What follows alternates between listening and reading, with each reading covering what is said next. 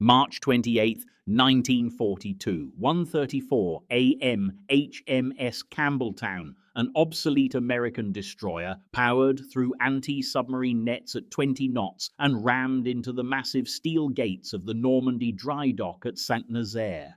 The bow crumpled. The ship wedged itself 33 feet into the structure. British commandos poured onto French soil to destroy pumping stations and dock machinery. The Germans, bewildered by a destroyer ramming their dock, began boarding Campbeltown to assess damage. They didn't know the ship contained 4.5 tons of explosives hidden in reinforced steel and concrete casings. At noon, 10 hours after impact, Campbeltown detonated. The explosion killed over 360 German personnel, destroyed the dry dock completely, and sent a 160-ton steel gate cascading into the basin. The dock wouldn't return to service until 1948. One obsolete destroyer, expendable and obsolescent, had accomplished what bombing raids couldn't. It permanently removed Nazi Germany's only Atlantic dry dock capable of servicing their largest battleship, Tirpitz. This is the story of how Britain turned a 23-year-old hand-me-down destroyer into the most effective bomb of World War II.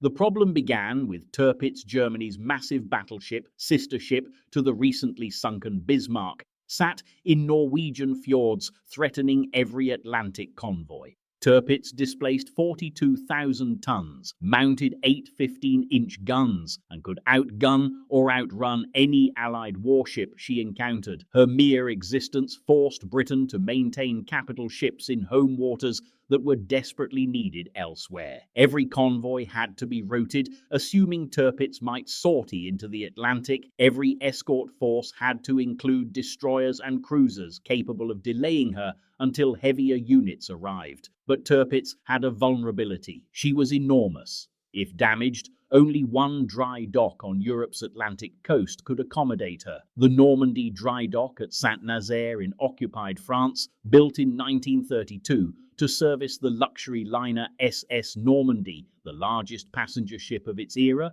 The dock measured 1,148 feet long and could handle vessels over 85,000 tons. It was an engineering marvel, massive pumping stations, hydraulic gates, precision machinery, and it was the linchpin of German Atlantic operations. January 1942. Winston Churchill recognized the strategic calculation. If St. Nazaire's dry dock could be destroyed, Tirpitz would be effectively caged in Norway. Any damage would require returning to German home waters, through the North Sea, past British naval forces under constant air attack. The Germans would never risk it. Destroying St. Nazaire wouldn't sink Tirpitz, but it would accomplish something nearly as valuable. It would keep her penned in Norwegian waters, useless to German strategy. The problem was execution. St. Nazaire sat 250 miles from Britain, 6 miles up the Loire estuary, defended by coastal batteries, anti-aircraft guns, and a garrison of 6,000 troops. It was the second most heavily defended port in occupied France after Brest. Bombing raids had proven ineffective. The dock's infrastructure was too robust, requiring precision hits that RAF bombers couldn't deliver in 1942. A commando raid by conventional forces would be detected miles away and massacred. The approach was too long, the defenses too heavy. The solution came from Combined Operations Headquarters under Lord Louis Mountbatten. Ram the dock with an explosive-filled warship. Not metaphorically, literally. Take a ship, pack it with delayed action explosives, drive it into the dock gates at maximum speed, evacuate the crew, and let it detonate hours later. The explosion would destroy the gates, pumping machinery, and dock infrastructure beyond immediate repair. It was audacious, borderline suicidal, and precisely the kind of asymmetric thinking Britain needed. Finding the right ship was surprisingly easy. HMS Campbeltown had begun life as USS Buchanan, a Wickes-class destroyer built in 1919 at Bath Iron Works, Maine. She was one of 50 obsolete American destroyers transferred to Britain in 1940 under the Destroyers for Bases Agreement. Worn-out ships exchanged for basing rights. These destroyers were ancient by 1942 standards: coal-fired boilers, riveted hulls, cramped quarters, mechanical unreliability. The Royal Navy accepted them gratefully. Britain was desperate, but nobody pretended they were quality warships. Campbeltown had spent 1941 on convoy escort duty with decidedly mixed results. She'd escorted 38 convoys, assisted in sinking one U-boat, and broken down repeatedly. By December 1941, she was in Devonport for repairs that would cost more than the ship was worth. She was obsolescent, expendable, and critically shallow draft. Her design allowed operation in waters too shallow for modern destroyers, perfect for navigating the Loire's mudflats and sandbars at high tide, perfect for ramming a dock. January 1942. Campbeltown entered Devonport dockyard for transformation into a floating bomb. Workers removed unnecessary weight, depth charges, torpedoes, 2 of her 4 funnels. The remaining funnels were cut and raked to match the silhouette of German Meaux-class torpedo boats. Deception that might buy precious minutes approaching Saint-Nazaire steel and concrete armor protected her bridge.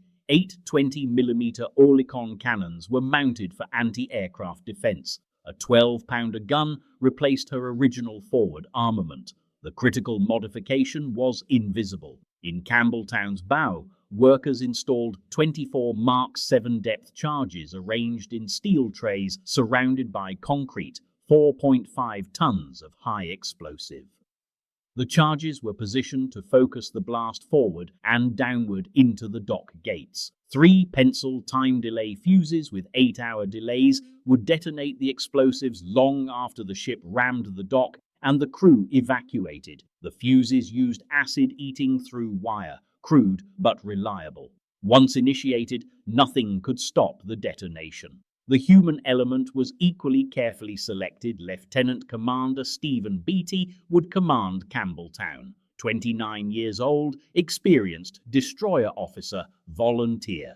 The Commandos, over 200 men from No. 2 Commando, trained intensively for 8 weeks. They memorized the dock's layout, practiced demolitions, rehearsed evacuation procedures. Every man volunteered knowing the mission was likely one way. Of 611 men sailing to Saint-Nazaire, most expected to die.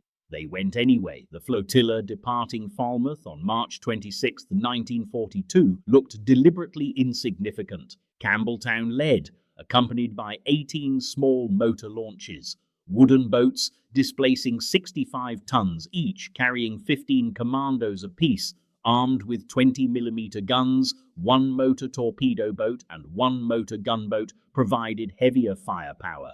2 Hunt-class destroyers, HMS Tyndale and HMS Atherstone, escorted them part way. The entire force displaced less than 3,000 tons combined. This was Britain's assault on the most heavily defended port in France. 1 obsolete destroyer and 19 wooden boats. The crossing was uneventful until they encountered U-593 in the Bay of Biscay. The submarine surfaced, observed the flotilla, and radioed German command, but the U-boat captain misidentified their course, reporting they were heading south toward Gibraltar rather than east toward France. German command, receiving this intelligence, dismissed the convoy as a mine-laying operation. The misidentification saved the mission. No alarm was raised, no additional defenses alerted. The RAF launched a diversionary bombing raid the night of March the 27th, 60 bombers dropping ordnance on Saint-Nazaire's port facilities. The raid was deliberately light, designed to make Germans think it was routine harassment rather than softening up for assault. It worked too well. German commanders noticed the unusually scattered bombing pattern and suspected something was wrong. Captain Karl Conrad Mecke, commanding the 22nd Naval Flak Brigade, ordered gun crews to remain vigilant even after the bombers departed. His instincts would prove devastatingly correct. Midnight, March 28th. The flotilla entered the Loire estuary at high tide, essential for crossing the sandbars, blocking the approach channel Campbeltown, drawing minimal draft after weight reduction, navigated shallows that would ground normal destroyers. They approached in 3 columns. Destroyers in the center, motor launches flanking Campbeltown, flew the German Kriegsmarine ensign. The motor gunboat transmitted captured German recognition signals when challenged by coastal stations. For 15 minutes, the Germans believed they were watching their own ships returning. At 1:20 a.m., searchlights snapped on. German signal stations demanded identification. The motor gunboat transmitted more recognition signals. Buying time, Campbeltown closed to within a mile of the dock. Then, a German signalman recognized the bow profile wasn't German design. The entire port erupted. Every shore battery, every anti-aircraft gun, every machine gun position opened fire simultaneously. The flotilla was caught in concentrated fire from 6,000 troops with clear fields of fire. BT ordered battle ensigns raised, strike the Kriegsmarine flag, hoist the white ensign. Campbeltown dropped all pretense and went to flank speed. Shells struck the bridge, killing helmsman. Lieutenant Nigel Tirpitz, who'd armed the explosive fuses as they entered the estuary, took the wheel. BT conned the ship from the armoured bridge while German searchlights illuminated them perfectly for gunners. The destroyer ripped through anti-submarine nets, shells tore through the superstructure. Fire was so intense that metal glowed from tracer impacts. 1:34 a.m. Campbeltown struck the dock gates at 20 knots. The bow crumpled, penetrating 33 feet into the structure. The ship shuddered, groaned, and wedged itself immovably against the steel gate. The impact threw men from their feet. The keel buckled. But Campbeltown held, positioned precisely where the explosives would do maximum damage. BT and Tirpitz disabled the ship's engines and steering to prevent Germans from moving her. The destroyer's mission was complete. Commandos poured onto the dock. Even as German fire intensified, they split into assault teams, each with specific targets: pumping stations, controlling water levels, winding houses operating the gates, electrical substations, fuel storage. Demolition charges went off in rapid succession. The northern pumping station exploded. The southern winding house erupted in flames. Commandos fought room to room through dock facilities, placing charges, destroying machinery, ensuring nothing essential survived. The motor launches fared catastrophically. These wooden boats, laden with fuel, were never meant to assault heavily defended harbors. German gunfire ignited fuel tanks, turning launches into floating pyres. Of 18 motor launches entering the Loire, only 4 made it back to open water. The commandos aboard the destroyed launches swam ashore and joined the dock assault. The plan called for evacuation by motor launch from the Old Mole Pier by 2 a.m. It was obvious no launches were coming. The raiders were trapped. Lieutenant Colonel Charles Newman, commanding the commandos, recognized reality. They couldn't hold the dock against German reinforcements. He ordered his men to break through German lines, fight through Saint-Nazaire, and attempt escape overland to Spain. 900 miles through occupied France. It was suicide orders disguised as strategy. Most were captured or killed within hours. 5 men eventually reached Spain, crossed into Gibraltar, and returned to Britain. Everyone else died or spent the war in prison camps. Meanwhile, Campbeltown sat wedged in the dock gates, abandoned, burning. German personnel swarmed aboard to assess damage and salvage equipment. Engineers examined the bow, noting structural damage but finding nothing alarming. The explosives, encased in steel and concrete, were invisible. As morning progressed, 40 German officers and civilians toured the destroyer, examining British modifications, discussing the raid's audacity. The ship was a curiosity, a trophy demonstrating German defensive superiority.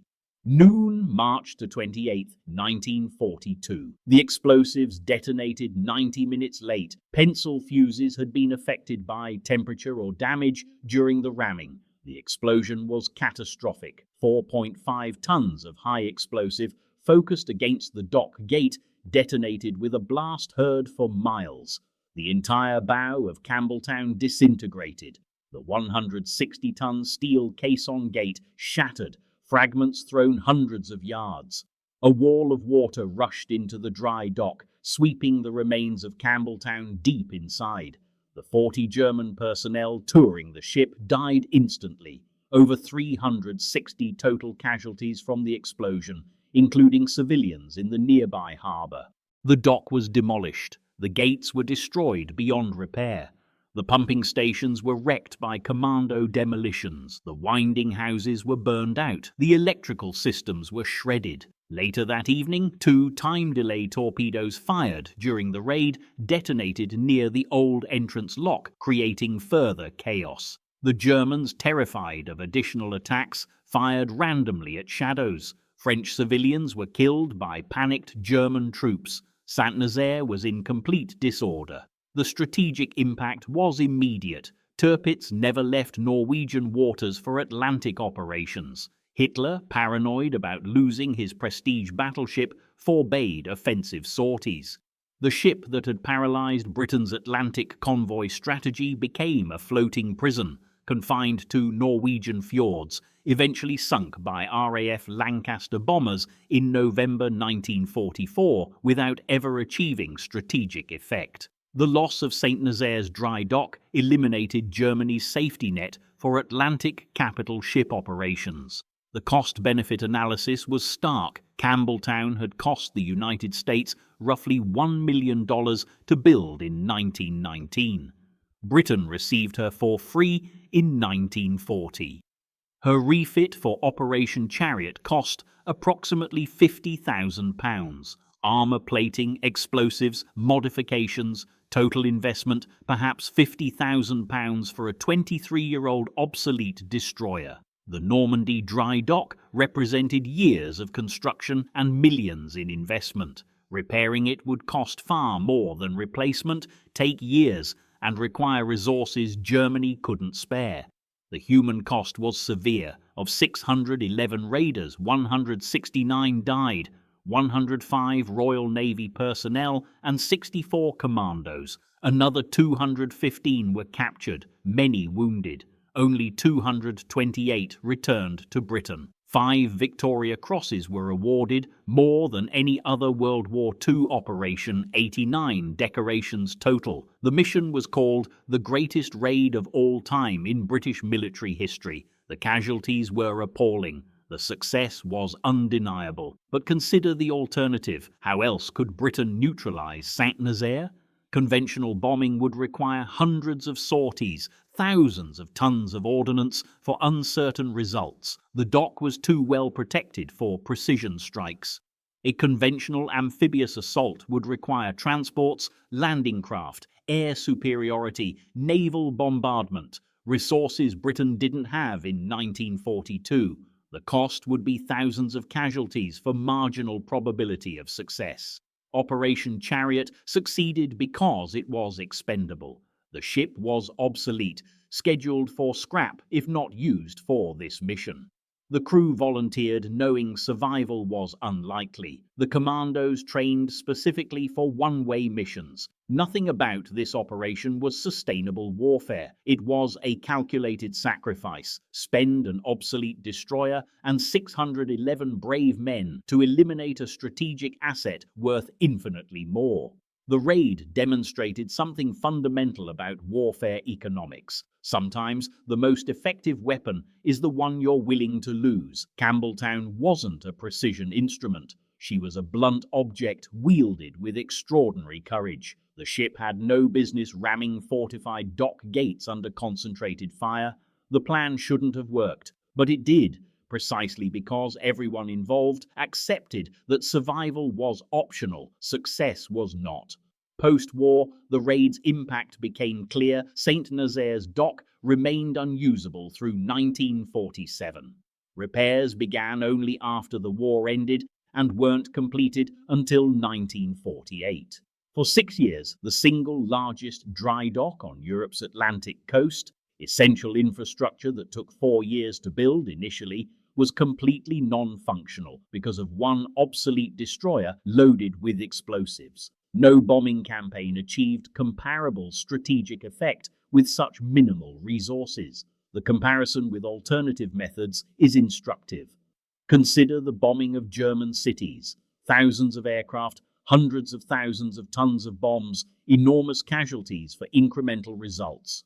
Operation Chariot, one obsolete ship, 20 wooden boats, 611 men, complete success, destroying a target beyond bomber capabilities. The efficiency was remarkable, precisely because the method was unrepeatable. You can only ram an explosive-filled destroyer into a dock once. After that, defenses adjust, surprise is lost. The legacy extended beyond St. Nazaire.